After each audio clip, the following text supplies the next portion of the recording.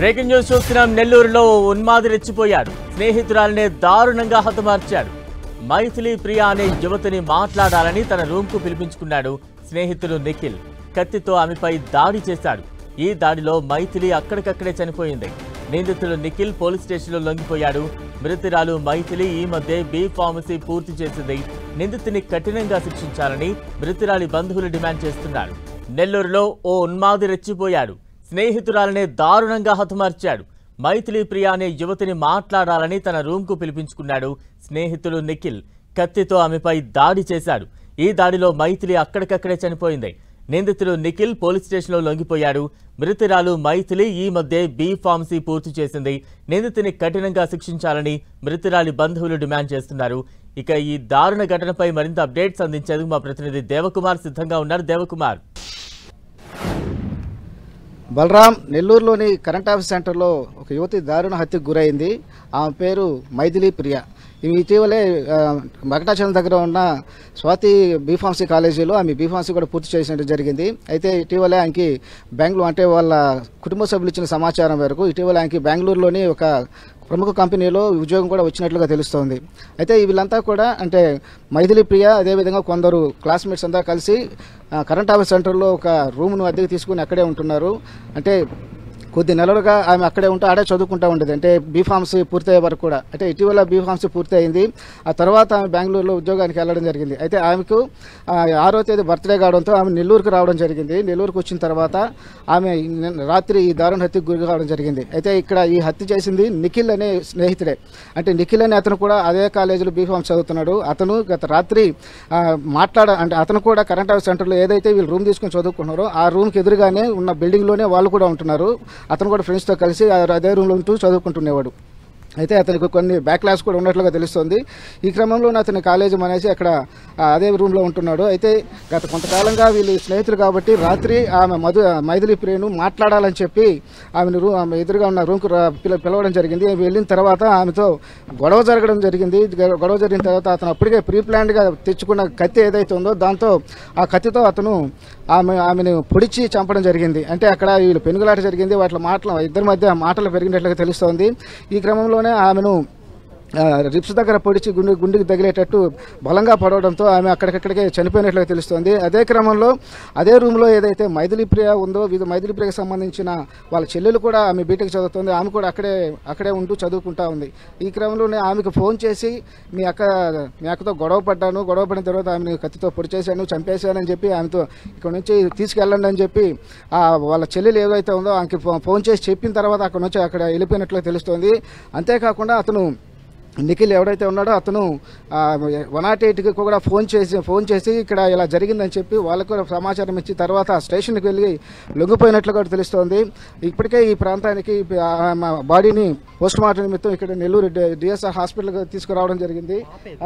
దీంతో ఇక్కడ post mortem కోసం ఇక్కడ అన్ని ఏర్పాట్లు కూడా చేస్తాను. దీనికి సంబంధించి పోలీసులు కూడా కేసు నమోదు చేశారు. పోలీసులు కేసు నమోదు చేసి పూర్తిగా దర్యాప్తు చేస్తున్న పరిస్థితి అయితే ఉంది.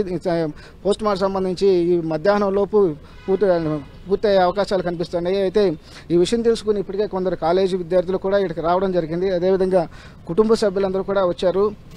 వాళ్ళ చెల్లెలు ఏమైతే చెప్తా ఉందో ప్రత్యక్ష సాక్షి వాళ్ళ చెల్లెలు కూడా అదే రూమ్కి ఎదురుగా అదే రూమ్లో ఉంటుంది కాబట్టి ఆమెకి పూర్తి వివరాలన్నీ కూడా తెలుసు. అయితే కొద్దిసేపటి క్రితం కూడా ఇక్కడే ఆమె ఉండింది. మన కుటుంబ సభ్యులు కొంత మీడియాతో మాట్లాడడం కొంచెం అసహనం వ్యక్తం చేస్తూ ఆమె ఇక్కడ తీసుకుని వెళ్ళడం జరిగింది. అయితే ప్రస్తుతానికైతే పోలీసులు కేసు నమోదు చేసి దర్యాప్తు చేస్తున్నారు.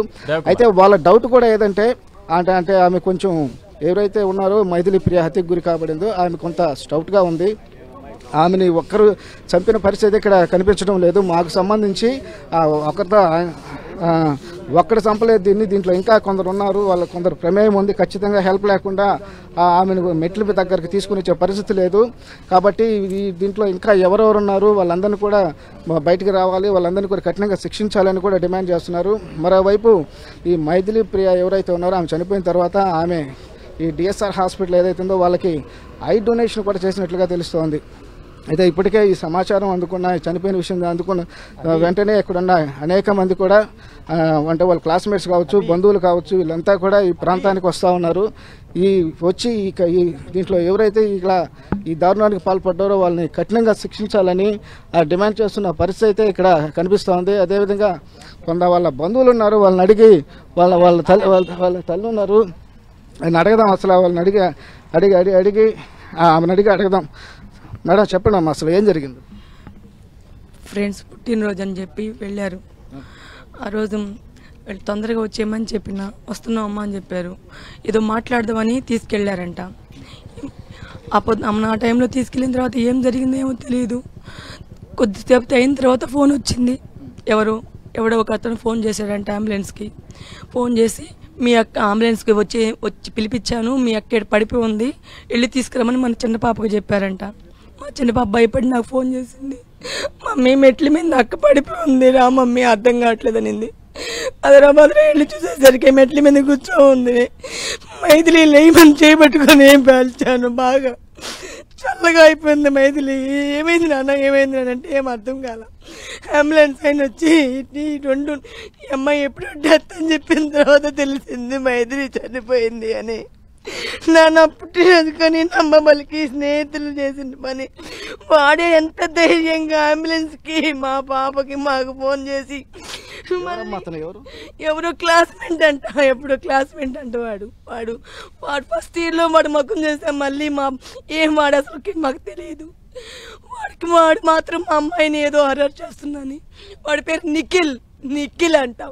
నేను బ్రతిమలాడుకున్నా, మరే మేము మాకు దిక్కులేని వాళ్ళమే, ఆడబిడ్డలు చదువుకోవాలరా, మమ్మల్ని వదిలేరా అని ఆ రోజు చెప్పుకునే నేను కాలేజ్ సమక్షంలో.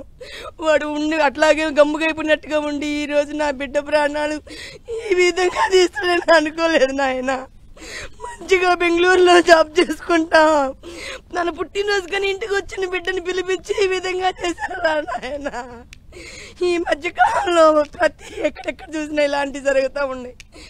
ఏ కన్న తల్లికి ఈ బిడ్డ లాంటిది రాకూడదురా తండ్రి. నమ్మి ఆడబిడ్డను బయటికి పంపకూడదా? పంపితే ఈ విధంగా నా చేసేది తండ్రి. లేనిపోని అనుమానాలు అమాకులు చెప్పి నా బిడ్డ చచ్చిపోయినా దాని మీద నిందలేస్తున్నాను. అందరికీ చెప్పుకుంటాను, నా బిడ్డ మీద నిందలేదు, నమ్మిపోయింది. ప్లీజ్ నాకు న్యాయం చేయండి. వాడితో నేను మాట్లాడాలి. ఏ కన్న తల్లికి ఇలాంటి కడుపు కోత జరగకుండా చూడండి. 23 సంవత్సరాల కంటికి రెప్పలా కాపాడుకున్న నా బిడ్డ నాకు చెప్పకుండా ఏ పని చేయదు. ఫ్రెండ్ పిలిచింది మమ్మీ అని పిలిచింది. ఇంతకి ఒక్కడే చంపారంటారా? అది నాకు తెలీదు, నేను చూడలా, నాకు తెలీదు. నేను వెళ్ళేసరికి నా బిడ్డ కూర్చో ఉంది, దుప్పటి కప్పేస్తున్నారు అంతే. నాకేం తెలీదు. నేను కంటితో అసలు చూడలా. నేను నా చిన్న బాబు పోయేసరికి కూర్చున్న మనిషి కూర్చున్నట్టు అలిగి కూర్చున్నట్టే ఉన్నాయా. అంతకు మించి నాకేం తెలీదు. నాకు న్యాయం చేయండి. ఏ కన్న తల్లికి ఎవరికి ఇలాంటివి జరగకూడదు. ఈ మధ్య కాలంలో విని నా బిడ్డకి చెప్పుకుంటా ఉన్నా. కానీ ఇప్పుడు నా బిడ్డకి ఏ విధంగా జరిగిందంటే నేను ఎవరికి చెప్పుకోవాలి? దయచేసి నాకు న్యాయం చేయండి. వాడికి మాత్రం మీరేం చేస్తారో ఏమో తెలీదు. వాడు జీవితంలో ఏ కన్న తల్లి ఈ విధంగా బాధపడకుండా వాడికి శిక్ష పడాలి. మీ కాళ్ళు పట్టుకుంటాను నాయన. పోలీసులు ఏమంటున్నారు? వాళ్ళు మాట్లాడుతున్నారు. వాళ్ళు ఏమంటున్నారు? వాళ్ళు తెలుసుకుంటామంటున్నారు. వాళ్ళతో నేను మాట్లాడలేదు, నాకు తెలియదు. అసలు వాళ్ళతో నేను సంప్రదించలేదు. వాళ్ళు వచ్చారు, చూసుకున్నారు, వెళ్ళారు. ఇంకా నాకు తెలియదేమి. ఇంతకు మించి నాకేం తెలియదు. కన్న తల్లి ఆవేదన మనం చూసాము. అంటే ఒక ఆడబిడ్డను బయటకు పంపించాలన్నా కూడా చాలా భయంగా ఉంది. ఇలా ఇప్పటికే అనేక సార్లు ఇలాగ ఒక వార్తలు చూశాను. కానీ ఇప్పుడు నా కన్న కూతుర్ని ఇలాంటి పరిస్థితి చూడాల్సి వస్తుందని చెప్పి ఆమె ఆవేదన చెందుతూ ఉన్నారు. అదేవిధంగా ఇతను ఎవరైతే నిఖిల్ ఉన్నాడో అతన్ని కఠినంగా శిక్షించాలి, మరో ఆడపిల్లకి ఇలాంటి జరగకుండా ఇలాంటి కఠినంగా శిక్షించాలని కూడా పోలీసులు ఆమె కన్నతల్లి ఎవరైతే మైథిలి ప్రియ కన్నతల్లి ఎవరైతే ఆమె డిమాండ్ చేస్తున్న పరిస్థితి ఇక్కడ కనిపిస్తోంది. Balram. Right, thank you Dev Kumar.